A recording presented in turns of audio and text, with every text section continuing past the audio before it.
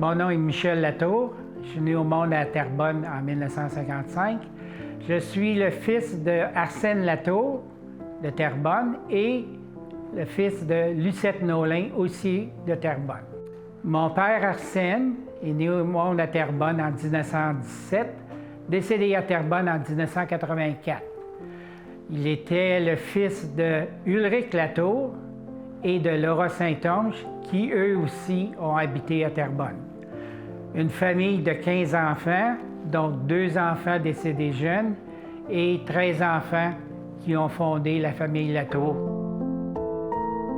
Mon grand-père Ulrich est né au monde à Terrebonne, sur la rue Saint-Louis et coin Saint-Joseph, dans la maison de son père, qui est mon arrière-grand-père, qu'on nommait Joseph Ulrich Latour, marié avec une Adèle Terrien. Joseph Ulrich Latour, le forgeron, était le fils de Édouard Latour, dit Villot, et Adélaïde Meunier, qui étaient des agriculteurs à Sainte-Anne-des-Plaines, qui ont quitté Sainte-Anne-des-Plaines vers 1849 pour venir s'établir et faire une forge sur le haut du village à Terrebonne.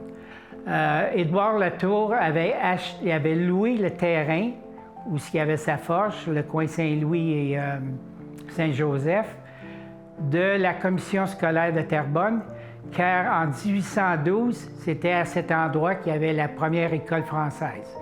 En 1880, mon arrière-grand-père Joseph Ulrich a décidé d'acheter la ville de Terrebonne, la location, le terrain, la forge et les bâtiments. Donc, il est devenu propriétaire comme tel. Puis le prix d'achat, dans ce temps-là, c'était 66 $. Ma grand-mère, c'était Valérie Paquette. C'est la fille de Phileas Paquette et de Vitaline Léveillé. La maison des Paquettes était sur la rue Saint-Joseph, juste avant la maison de Léon Forget. Le côté de ma mère, c'est le côté de Nolin. Comme je disais, c'était encore une famille qui était petite, puis il y avait juste une famille de Nolin. Mon arrière-grand-père, Eugène Nolin, est venu travailler à la gare de Terrebonne. Puis j'ai vu que son métier était télégraphiste à la gare de Terrebonne.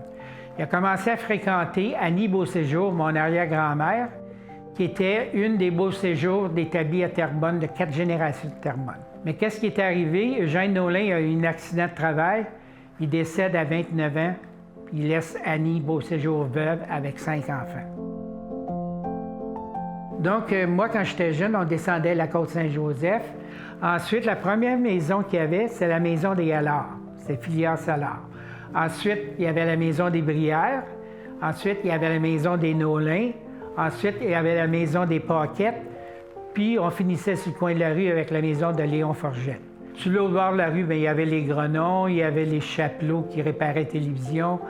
Puis, une chose intéressante, c'est entre le terrain d'Alexandre Grenon sur le côté, puis la maison du réparateur Chapelot, il y avait les jardins de M. Grenon. M. Grenon, l'hiver, ne servait pas des jardins.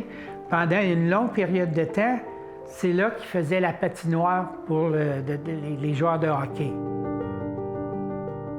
En 1973, j'ai décidé d'aller au centre de recrutement à rue Bishop, puis je me suis enrôlé dans la marine canadienne sur les bateaux.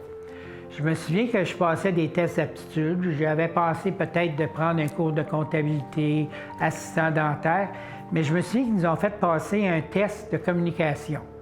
Puis dans le test de communication, on faisait du code Morse.